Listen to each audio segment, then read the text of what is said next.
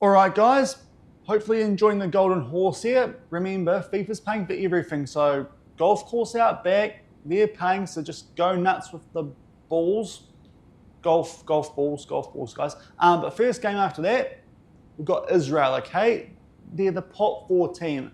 We should be beating them, okay? I want to really do well in this group, so hopefully we get someone in the second round who's quite a bit weaker, okay?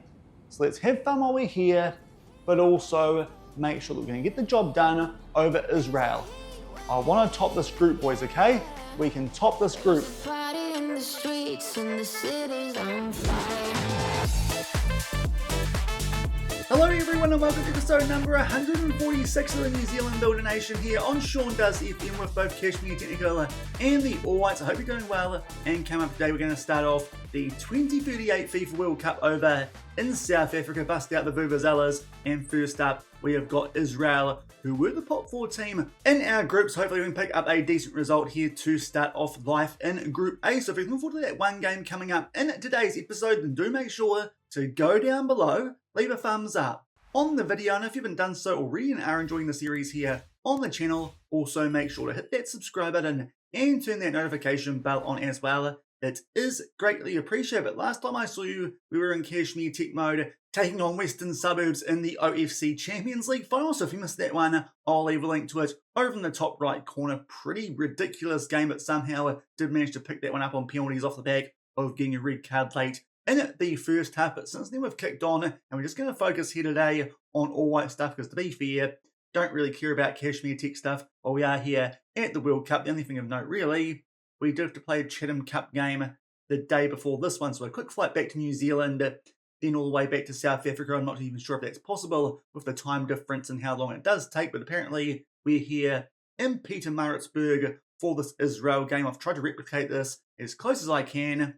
I'm pretty hungover, and I imagine that's going to be like the similar to the jet lag my character's going to be experiencing in game for this one. But anyway, we've got Israel up first in our group. They are the lowest ranked team. They were pot 4, they're 51st. They are European, and we haven't been too good so far against European teams in this save. And to be fair, their World Cup friendlies that they played, their form's pretty decent. They drew against Italy, and before that they beat Albania, albeit those guys are down in 74th. But a draw against Italy is certainly a pretty good result coming in to this World Cup. In terms of us, also just 2 friendlies. Usually we can get 3 in, but I think the fact we're in Group A does mean we could only sneak in 2 just to make sure our players had recovered in time for the first game at this World Cup. A really good first up performance, 6-0 over Mali, African opposition, which is supposed to mirror when we do take on South Africa in that final game of our group. And also Syria, who I think was supposed to replicate Israel, according to our assistant coach. That one, not as good a performance, I would say. 2, or we blew a lead twice there.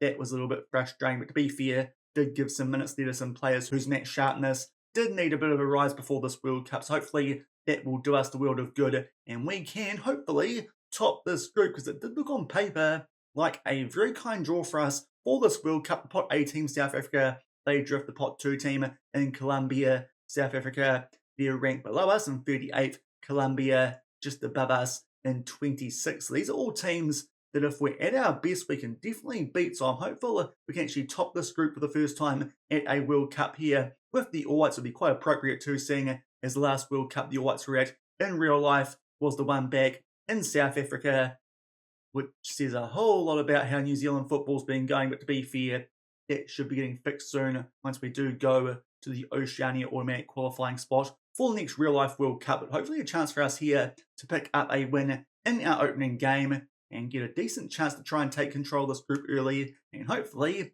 might even book our spot into the knockouts before we take on South Africa in the last game of this group. Those next 2 are coming up in tomorrow's episode. The reason we're only playing games at 2 venues at this World Cup in the group stage, the Colombian and South African ones, they get played at the same venue.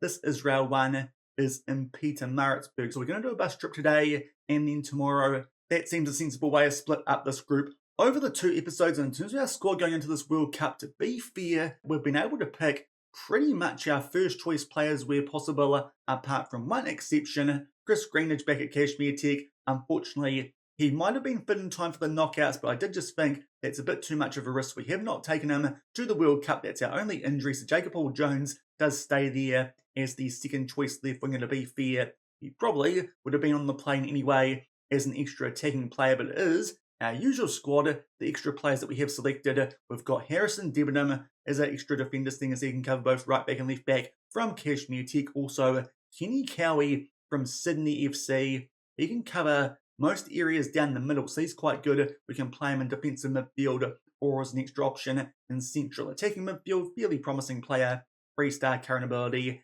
at 25 years old. And also, as an extra, we've got Gabriel Mushi from the Wellington Phoenix. He's a right winger, can play striker, and can also play left wing. Can do a decent job for us as an inside forward, could play left wing, and also if we get a striking injury, could do something up front for us. So a bit of extra versatility with those 3 extra players that we have picked for this World Cup. But really, Chris Greenidge, the only player missing who otherwise would have been here, and it probably would have meant that Mucci didn't come. Hall Jones might have got that spot instead of him. But really, strong team going to this World Cup. That does also mean that Justin Keat is back for this one, which is very good indeed. And also, when I was doing the rankings before this World Cup, Tresor and Crew these days, a better right back than Martin Darman. So it does mean going to this first game, we're pretty close to full strength. Unfortunately, Jamie Young picked up an injury in that most recent warm-up game, so it does mean I'm going to start Shaun Pearson this one, just because he's not very good in terms of the match sharpness, unfortunately, is Jamie Young, but hopefully we can build that up over the course of this tournament, because he should be a better central attacking midfielder than Shaun Pearce. But to be fair, he did quite well in those couple of warm-up games that we did play. But a really strong squad we've got here for this World Cup, and hopefully, as I said, we can make our way through to knockouts yet again, and hopefully top the group, get a kind of draw for the second round. But as I said, we're playing at 2 venues at this World Cup over in South Africa during the group stages. And first up, we are in Pietermaritzburg at the Pietermaritzburg Community Stadium. Now, I do have to admit, this stadium got built in game in 2027, so it's actually not a real stadium, but we're going to kind of do what we did in South Korea for the last World Cup. We're just going to go to where the local soccer stadium is that I imagine they replace with this new one. So let's get a bus trip in for our first game at the 2038 FIFA World Cup in Pietermaritzburg. And we start off by searching for a hotel here in Pietermaritzburg, and this is one that I have found. It's not too far away from the ground itself. Now, early warning, it's actually a bit of a casino, this place, but still, we're using FIFA money. We can stay at the nicest place possible while we're here with the All Whites. So we're going to stay here at the Golden Horse Hotel. Here are some photos of the place from Google. There you can see the entrance. It looks a little bit luxurious with the golden horses. That's probably where the name comes from. There are the rooms. The beds do look quite decent once they load up. Also, a very tiny swimming pool, but still, it's a swimming pool. And also, once we get past more photos of this tiny swimming pool, they've got food there. I think there's a seafood restaurant. There's a burger. Just had burgers for lunch here in New Zealand, so that was quite timely, because that does remind me a bit of what I just had, albeit it does look a little bit fancier than the one I've just had. And also worth noting, in the back of this hotel, there is a golf village. I think the players might quite enjoy that in the week they've got here before this first game. Also nearby, I think there's a university, and nearby the university, there's a Nando's. So just in case the hotel food's not too good, there's always a Nando's we can just scoot off to and make the most of. Also nearby, fish and chip shop, there's a KFC, I think there's a mall somewhere as well. There's lots of stuff that we can make the most of in this general area, and it's only a 2-kilometre bus trip, so it's not too bad what we've got to do here. For this one, it should only take us about 5 minutes in real life. Whether that happens or not, we'll see. There you can see actually driving past the University of KwaZulu-Natal. But there's our bus trips. Let's start things off here at the World Cup by starting right outside of the Golden Horse Hotel. He says hopefully we get a decent view of it from this road where we are. It should be in there, and you can kind of see the horses. So that's where we're staying, in behind those horses there, who are just parading nicely while it looks like they're kind of trying to pee on themselves. There's the entrance, casino, hotel, entertainment. It's a pretty interesting area, I'd say this would be, over in South Africa, but we want to drive away from this and start to make our way towards the local football stadium in real life, which is the Harry Dwyer Stadium, but in FM, this would be, of course, the much bigger, much fancier Pietermaritzburg Community Stadium, because the capacity is about 30,000 people more than this place that we are going to. It was the home of Pietermaritzburg United, but then the people who own the stadium told them to shove off, and now I think it's the home of Royal AM. So a bit interesting, the situation with the teams playing at this ground, but so far this bus trip, pretty barren land nearby. Not a lot going on here around the hotel casino that we are staying at. Hopefully it's a nice safe area here in South Africa. Nothing too dodgy going on, but hopefully we won't get targeted being New Zealanders. I think they should like us over here at this World Cup. We should be one of the more well-supported teams if the All Blacks even go by and they go over there and play South Africa in rugby games. Now we're starting to make our way here a bit closer to the university, and there you can see on the right-hand side the KFC. Also, what else was there in terms of food options, just in case we need to escape from our hotel? Not a lot. There's a liquor shop, but pretty much just KFC and liquor, which isn't a bad combo. In the mall there at Scottsville, so that's the mall that we can go to get our KFC, and across the road there is a laundrette, I think that was, but not a lot going on here at the moment. We'll stop back if anything else interesting does pop up on this bus trip in Pietermaritzburg. And eventually it's time for us to go into a different street in this bus trip. So far just been making our way here down King Edward Avenue to be fair. The houses have started to look a bit nicer since we did go to the mall area, but now it's time for us here to take a right hand turn and start to make our way towards the actual direction of the stadium, which is sort of where we're playing this game in FM terms. But now let's see what pops up here as we make our way down Poland Road, it looks like. So maybe this is where Poland should be playing. In fact, no, we're on Lindup Road, Poland Road. That was the intersection, but let's see what pops up down this part of Pietermaritzburg. A bit of a park here on the right hand side. Don't think it's got any animals, like game type animals, so I don't think we can do any sightseeing safari stuff while we're here deliberately. Anyway, they might just attack us anyway, but hopefully that won't be the case. Don't want any injuries like that. It would be quite funny if there was some injuries that popped up at this World Cup from safari tours or something. I'm not too sure if that's a thing in FM, maybe in FM25, but hopefully it happens to other teams but not us. But anyway, so far Lindup Road not up to too much, and we've made our way towards the big intersection here at the end of Lindup Road. We're just going to go straight through here, stuff the red lights because we're New Zealand, we're a World Cup team. We've got a big FIFA bus, we can totally damage that if we want. And now we're not too far away from the Harry Guala Stadium, which, as I said, for the purposes of this, should be the Pietermaritzburg Community Stadium here for this big game, our opener at the World Cup. There you can see the entrance over there. This isn't really giving the feel of a World Cup stadium, but obviously by the time we get to 2027, I'm sure it will be a bigger stadium somewhere in this general area. But there's the stadium we're playing at, as I said, formerly the home of Maritzburg United, these days Royal AM, because of some sort of issue that went on there between the clubs and the people who do have the rights to use the stadium. Apparently they did not want Maritzburg United there. Royal AM get to play there instead. But there's a stadium. Let's see if I can find some other pictures of what it looks like on the inside of the ground.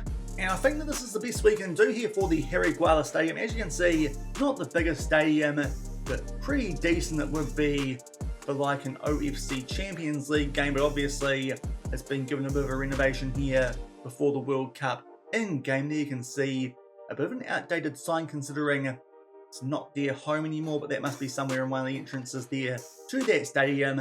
There's a shot of when a game was taking place, but there is the Harry Guala Stadium, our venue sort of this first game at the World Cup. Hopefully we can get off to a good start with a win over Israel. And here are the team sheets for our first game at this 2038 FIFA World Cup. No doubt the Vuvuzelas are going off here in Pietermaritzburg. As we ran through before, just one change to our usual best 11. Pierce over Young coming back from injury. They are Israel. They are going with a 4-3-3. As you saw earlier, that warm-up form to the World Cup was quite good, but pot 3 versus pot 4, this is the team we should definitely be beating at this World Cup, and if we do, we'll go top of the group nice and early.